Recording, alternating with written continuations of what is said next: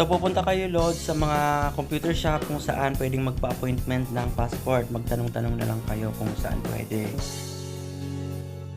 At pagkatapos mo magpa-appointment, pupunta ka ng 7-Eleven para magbayad ng passport. Magpa-assist na lang kayo doon. At kung saang DFA kayo naka-assign, doon kayo pupunta. Ako sa MOA.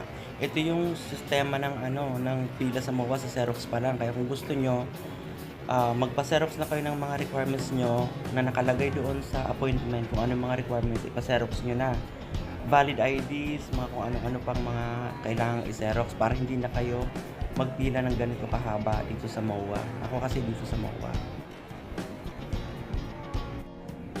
Ayan, dapat on time ka naman dito sa screening kasi ang haba ng pila. Tingnan nyo naman yung haba hanggang doon sa dulo. Kaya magbaon kayo ng mga kakanin para hindi kayo magutom sa pila. Screening pa lang kasi yan. Tapos, pagkatapos ng pagkahabang pila, papasok na naman kayo dito sa another mahabang pila na naman dito sa processing. Dito kayo pipicturan, konting interview dito sa loob ng processing. Another pila yan, sobrang haba niya. Tapos, bibigyan kayo nito yung nakalagay na date at kung kailan kayo magpipick up ng release ng inyong passport. Ayan, umuwi na muna ako ng Bicol at naghintay ng release ng aking passport.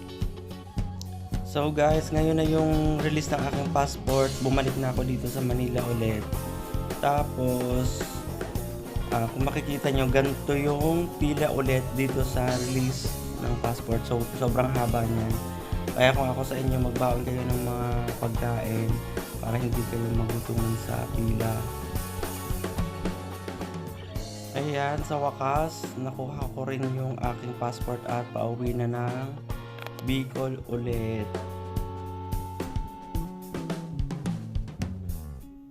Yan, finally guys, ito na yung lumang passport na 5 years at ito na yung bagong passport na 10 years. Thank you for watching.